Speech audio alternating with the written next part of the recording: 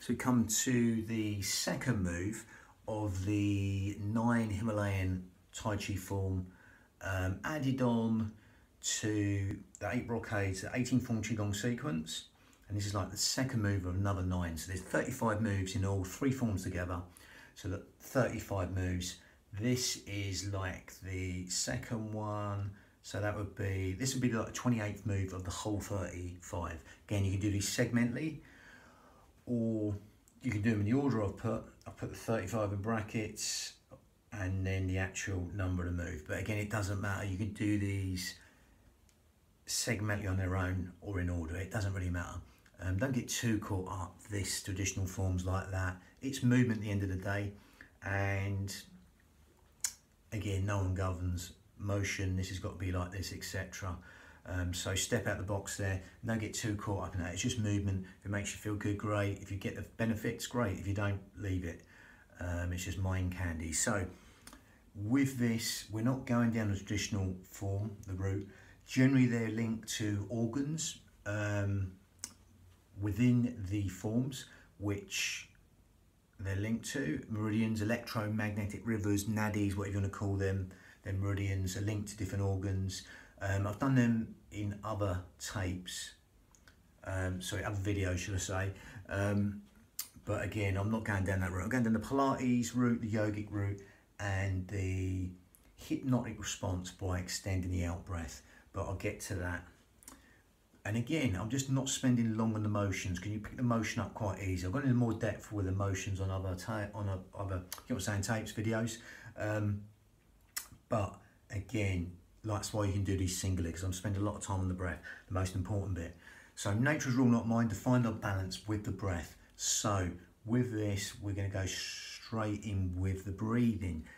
Unlike the traditional form, breathing the belly like a balloon, we do the Pilates setup. We zip up pelvic floor, scoop out the abdominals. If you want to know where their muscles are, get some awareness before you start, get the thumbs together and go from the hip, and they will meet these thumbs. And that just tells you where the B line is, the bikini line, the belt line, maybe you want to call that. And from that line, our corset muscle links on 3 layers deep, which is all segmentally stabilising our spine. So from here, if you get them 2 thumbs going from hip to hip, that B line, bikini line, belt line, them muscles, the corset muscle 3 layers deep, joins on like cling film to our pelvic floor. Okay, and they go together, them muscles. Again, if you get that B line and cough, you'll find they go together. Okay, just give you a bit of awareness of where the muscles are. They go together anyway. You can't do one without the other, but we're going to go through it segmentally. We're going to do that now. We're going to zip up pelvic floor and scoop out the abdominals and take your navel towards your spine. And as you do that, we're going to breathe in through the nose and exhale through pursed lips for as long as you like. Okay. And just let go with the out breath. Not being too overconscious, just simply zipping up pelvic floor, scooping out your abdominals. Okay, and that engages their muscles that support the spine, but also help us use their muscles in the most efficient manner by helping us not breathe into the belly like a balloon, but zip up pelvic floor, scoop out your abdominals, and that will naturally help us breathe in low and deep to these fish gills, 3D style, into these lower lobes of lungs, anywhere but the stomach, because there's nowhere else for the breath to go apart from into these lower lobes of lungs. Okay, it's what we call lateral thoracic breathing in Pilates. Imagine as you zip up pelvic floor and scoop out the abdominals right now, and breathing through the nose and exhale through pursed lips. You can even imagine you've got a tight scarf around your ribs and you breathe into that scarf wide and full. Okay, just adding width to the lungs as you breathe in. And you will feel the length on that out breath as you exhale through pursed lips. Imagine you're blowing out a candle through pursed lips. Again, that will work like that cough or sneeze. Will help you zip up pelvic floor right now and scoop out your abdominals. Now, as you breathe in through the nose and exhale through pursed lips, we come from that traditional specific Pilates breath to close the mouth and go in and out through the nose. But it's going to be the same deal. We still zip up pelvic floor, scoop out the abdominals. The only difference now as you do that is as you breathe in through the nose and out through the nose, it will be a smaller filter through the nose. So that will lengthen the whole will cycle of the breath longer, because we're coming in and out through a smaller filter now through the nose, and that would be more cleansing breath, filtering breath, slightly going down that yogic path, okay, or one of the more common yogic breaths. Okay, now again, you can stick with that or go slightly down the hypnotic path by elongating the out breath longer than the in breath. You can do that in some yogas, elongate the out breath longer than the in breath, especially in hypnotherapy. As we breathe in and then we take our mind to that out breath and lengthen that out breath longer than the in breath, a bit like 7-11 breathing in hypnotherapy, or it could be 5 and 10 when not that we're counting. Just find your rhythm of your breath. You will naturally feel as you do that now, you want to lengthen that out breath longer than the in breath. So simply allow that to happen right now. Okay, it could be slightly longer or a lot longer. Quadruple it, double it, triple it, whatever you like. The out breath, just make it longer than the in breath. Okay, within your limits, don't force anything. The in breath's conscious thought, the out breath is subconscious thought. So by extending the out breath longer than the in breath, we're just encouraging sleep, digestion, rest, and relaxation, all on that lovely elongated out breath, which is longer than the in breath. Okay, even cellular communications benefited. All the housekeeping properties of the body, all the things you don't think about within the body. Health and renewal, that natural state of well-being, organ function, cellular communication, all being improved by elongating the out breath longer than the in breath. Just simply allow that simplicity to relax the mind as you still zip up pelvic floor, scoop out your abdominals with the mouth shut, breathing out through the nose, but elongating the out breath longer than the in breath. So there's a lot of different mixtures in that, but it's just breath. Be within the breath. That lovely elongated out breath.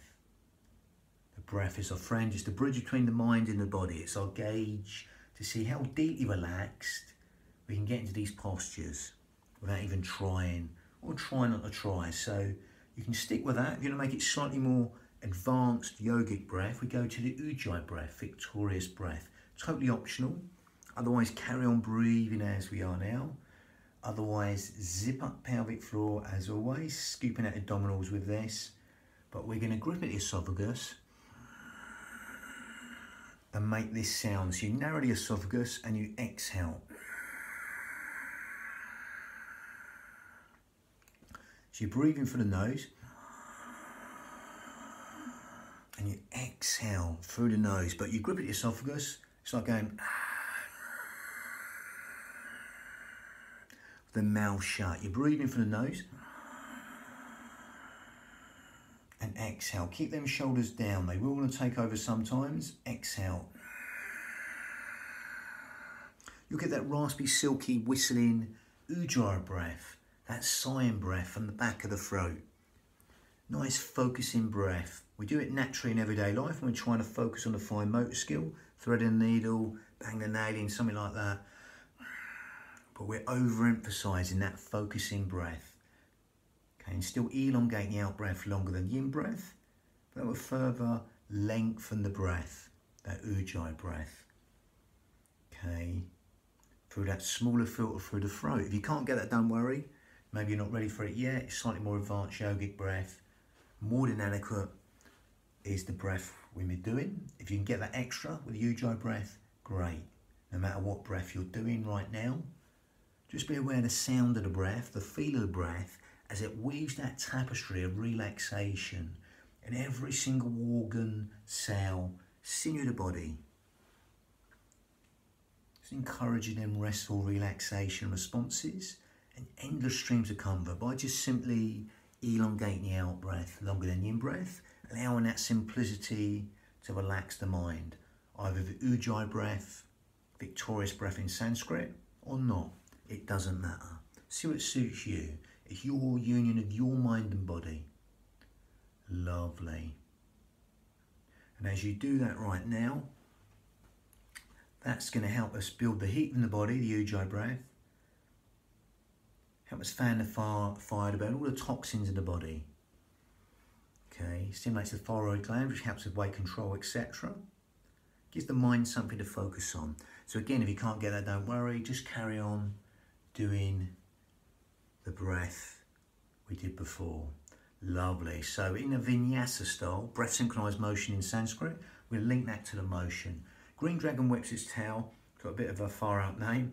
Again, I believe it's to help the heart and the pericardium, but it will help every organ. It's just a basic motion. Now again, generally within the traditional form, you like this, you focus on a little finger, the heart meridian, and you're just coming round twice, and then you're just throwing the hands to the sides.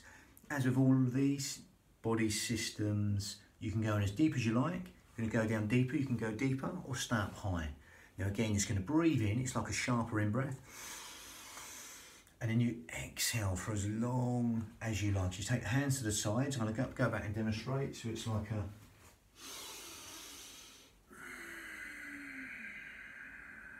Really elongate that part longer. Then you breathe in sharper.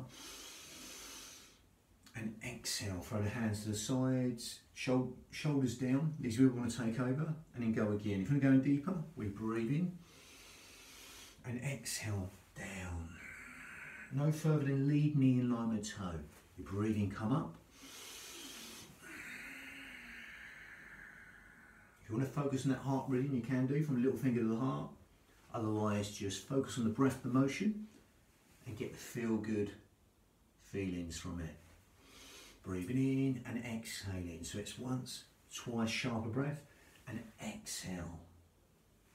Really long on the out breath. Breathing in, exhale. Again, if you want to get a bit more speed, you can go 3. It's like a... And you can even have a little pivot of that back foot to save the knee if you like. Little turn there to empty here. But again, fast here and slow here.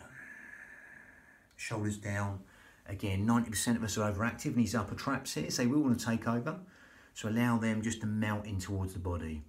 Again, that was the second move of the 9 form right at the end of the other forms I've done. So basically, this was like the 28th move of the whole 35 moves. Okay, so yeah, that was the second move of the whole 35. 3 forms put together. Okay, and the next one is white crane spreads its wings. Bang. Lovely.